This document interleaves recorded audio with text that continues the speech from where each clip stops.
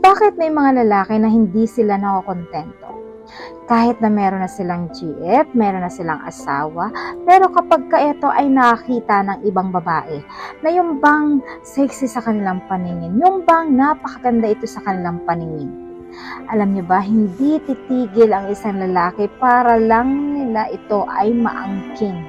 Dahil sila ay nagkakaroon ng challenge sa kanilang sarili na gusto nila itong kunin, gusto nila ito angkinin kahit meron na itong pag-aari at meron na rin siyang asawa o meron na rin siyang girlfriend, dahil para sa kanya ay puntos ito kapag once na ito ay nakatikim ng ibang putahe, mga kasawi.